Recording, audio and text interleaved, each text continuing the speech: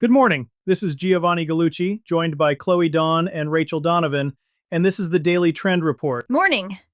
It was 104 yesterday, and I shot an entire lookbook in a grocery aisle because it's the only cold room in this town. Morning, both.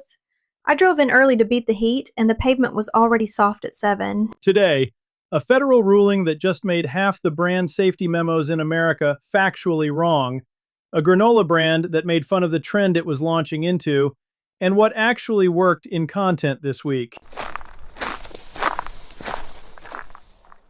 Travis flagged something at 1 this morning that I don't think has landed with anybody yet. The Justice Department published an opinion clearing TikTok for federal government devices. Say the date on that out loud because the date is the story. Today, July 21st. And Clark had the ownership structure in his report. Oracle, Silver Lake, and MGX at 15% each, sitting inside an 80.1% American investor stake.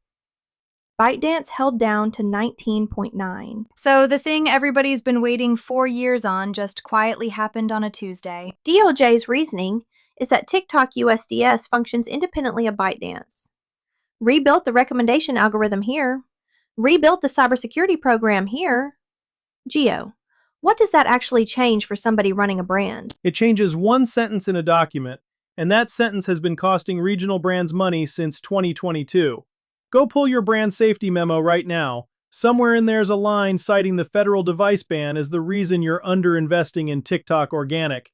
That line is now wrong. Every memo I've ever been handed says that. Every memo says that, and here's the part I want you to sit with. The bigger the company, the longer it takes to change one sentence.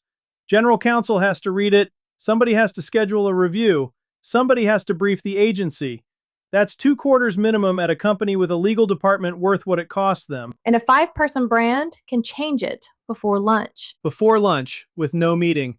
That's the whole opportunity, and it has a shelf life. There's a window open right now where the biggest names in your category are frozen, and the conversation in your aisle has nobody credible standing in it. That window shuts in the fall when their memo's finally clear. What do you actually do with it, though? Because go post on TikTok isn't advice. No, it isn't, and I'd be embarrassed to say it. Here's what I do. In that window, you aren't trying to go viral. You're trying to build a back catalog. In October, when your competitor finally shows up with a launch post and a brand hashtag, you want 90 days of history sitting behind you. Volume, but not for reach. Volume for evidence. Depth is the one thing they can't buy in a week. A stranger lands on your profile in October and scrolls. Either it looks like people have been here a while, or it looks like a brand that read the same news article you did. It's the difference between a shop and a pop-up. That's exactly right, and I want to push back on the dumbest version of this story, because it'll be everywhere by Thursday. Somebody's going to tell you the platform is now safe, pour the budget in. That isn't what happened today. Agencies can still ban it individually for productivity reasons, which is a workforce call, not a security one.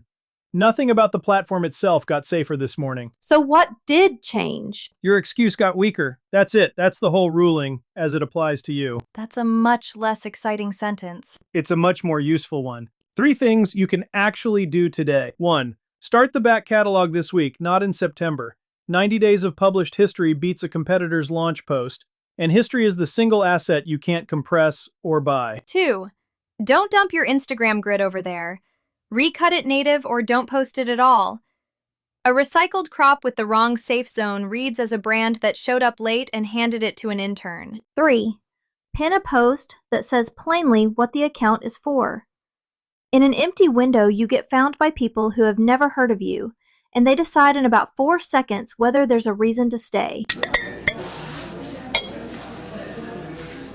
So a granola brand made fun of the entire category it was launching into, and I've been chewing on it since midnight. Go ahead. Purely Elizabeth. Kendall and Jamie both had it. They launched a protein granola on the 20th, and the launch creative is a straight lampoon of protein maxing. The exact trend they're entering. They're making fun of it in their own ad. That takes some nerve for an independent. 10 grams of plant protein a serving. Pumpkin seeds, almonds, cashews, chia. No powders, no isolates, no fillers. And here's the number that got me, Geo. They earned the trade coverage for the creative, not for the product spec. Which is the harder placement to get, and it's the entire story. Now look at what else landed the same 7 days. Welch's put out a probiotic Yogo Fruits aimed at Gen Z. Organic Valley launched Protein Plus, ultra-filtered, pasture-raised. 3 functional launches inside 1 week. When that many land that close together, the format is full. So how does a smaller brand get heard in a full format? Not by being the 4th best gram count. If your plan is, we've more protein than the other guy, you've entered a spending contest with Organic Valley, and you're going to lose that contest in public. The only lever a small brand has that costs nothing is a point of view, and satire is the sharpest version of one. Why can't the big brands just run the same joke back at them? Because legal won't clear it. You can't mock a category you also sell 4 other products into. Somebody in that building owns the protein isolate line item, and they'll kill that ad in the first review. That asymmetry is real, it's structural, and almost nobody exploits it on purpose. So the joke is available to you because you're small. The joke is available to you specifically because you're small.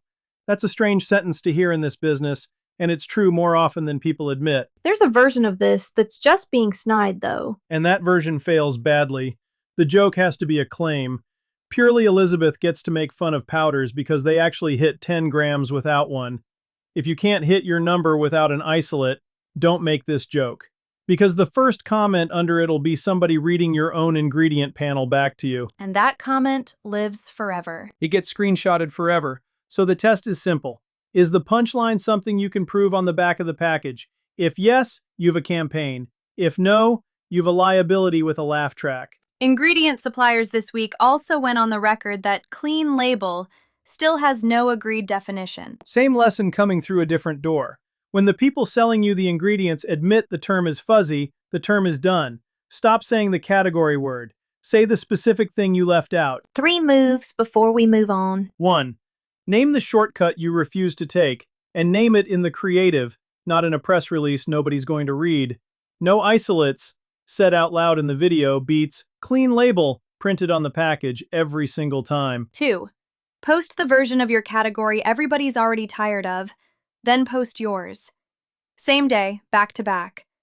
Let the audience do the comparison instead of you standing there making the argument. 3. Before you ship any joke about your own category, read your ingredient panel out loud first. If the punchline doesn't survive that reading, kill it. The comment section will find the gap inside an hour, and they'll be funnier than you. Liberty Mutual did the most instructive thing in the reports this week, and it started as a mistake. What kind of mistake? A garbled line in some earlier creative, Liberty Bibberty! Nonsense, basically, and the audience picked it up on their own and started saying it back. So the brand built a whole campaign around it. Their CMO, Jenna LaBelle, confirmed the flub is now the mascot. They let the audience name it. They let the audience name it, and then they put it on the payroll. And I want to be precise about why that works. Because there's a version of listen to your comments that's been going around for a decade, and it isn't what happened here. This isn't listening. This is handing over the naming rights. The audience did the creative development for free. For free, and the brand's only actual job was to not be embarrassed about it. That's the hard part. That's the entire hard part. Most brands would have corrected it. Most brands' first instinct when the audience mangles something is to fix the record. Correct the pronunciation, restate the tagline, get everybody back on message. That instinct costs you the only free creative you'll ever be handed. Go look at what your audience has already renamed on their own. A product, a flavor, an employee, a bug in your app that people started calling something. Then stop correcting them and start printing it. What's the flip side this week? Cutwater, Anheuser-Busch InBev's canned cocktail. They put out a summer campaign called The Longest Island, built around hosting simplicity. Easier than mixing it yourself. That sounds perfectly fine. It's perfectly fine, that's the problem with it. Easier than mixing it yourself is table stakes and ready to drink now. It isn't a position. Every brand in that cooler can say the same sentence, and several of them already have. How do you catch that before you spend the money? Run one test. Put a competitor's logo on your campaign line and read it again. If it still works, it isn't your campaign, it's the categories, and you just paid to advertise for everybody in the cooler, including the guy outspending you. Jamie also had the Albertsons item. That one's worth a minute. Albertsons commissioned a scripted micro-sitcom, serialized short-form comedy produced specifically for their in-store screens and their app. Procter & Gamble is putting money into shoppable video alongside it.